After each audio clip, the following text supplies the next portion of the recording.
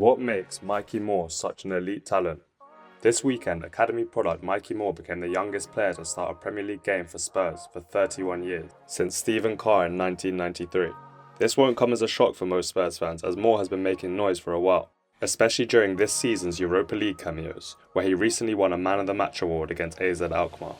This video will outline what makes Mikey Moore such a ridiculous talent, what he needs to work on to reach his insane potential, and also what role suits him best when looking at those strengths and weaknesses. But before we get into that, please subscribe to the channel, like the video and comment on what you'd like to see me analyse next.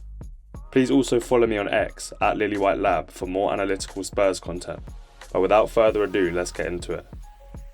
So what are Mikey Moore's main strengths? First of all is his all-round technical comfortability on both feet.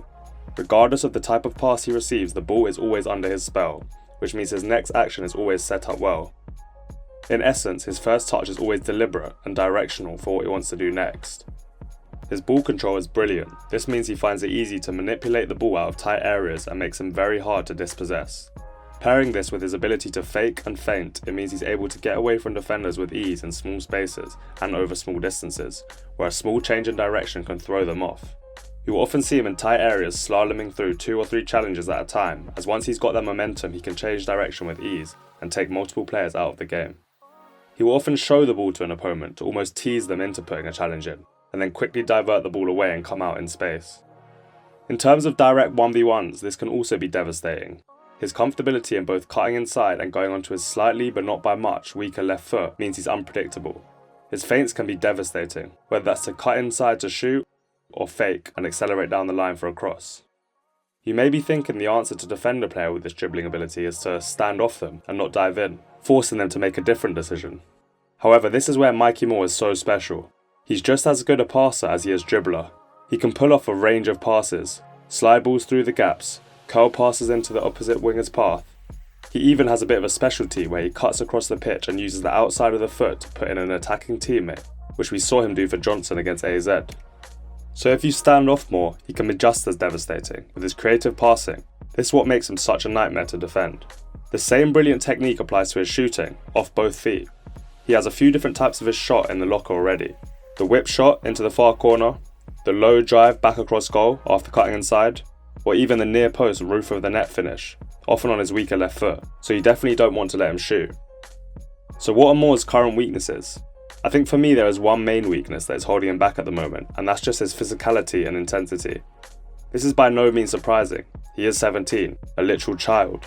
However, I have noticed that he's not quite up to the physical intensity yet. This transpires in a few ways. Most apparent is his lack of explosivity. Now against under 21 level defenders, his technical ability is enough to consistently beat fullbacks, as even if they are quicker than him in terms of running, he's quicker in the mind and his ball manipulation is difficult to stop.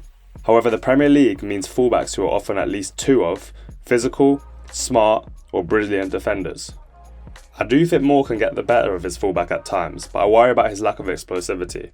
So he may sell a fullback with a dummy, but that only buys him a split second, and he doesn't have that world-class acceleration to use that to gain the separation needed to get away from them.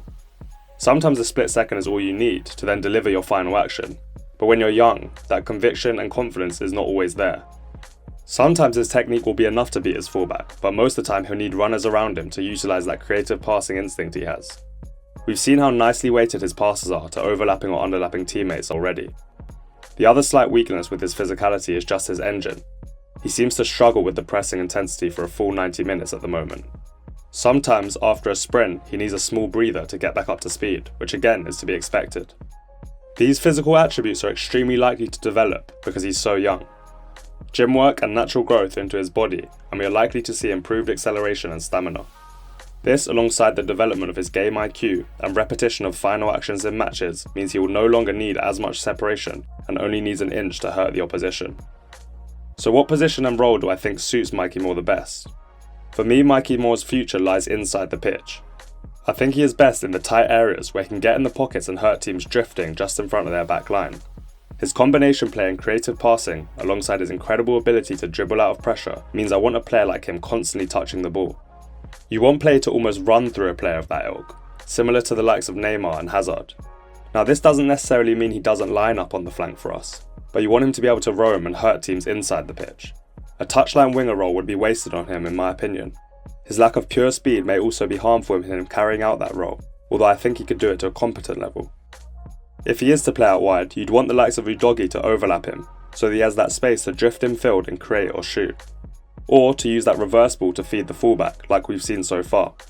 But he'd be equally adept as a number 10 for me if given enough defensive protection around him. For what it's worth, I think using him on the flank is the best for his development at this point of his career. Losing the ball in wide areas is less risky, whilst the out of possession responsibilities are far more straightforward than in midfield. But for me, overall it's about giving Mikey more that freedom on the pitch. He's the type of player who can decide matches on his own. He needs to be given the freedom to take the game by the scruff of the neck and leave his print on the result. But in this 17-year-old, Tottenham have an insane talent. One who could go on to be one of their best ever academy players.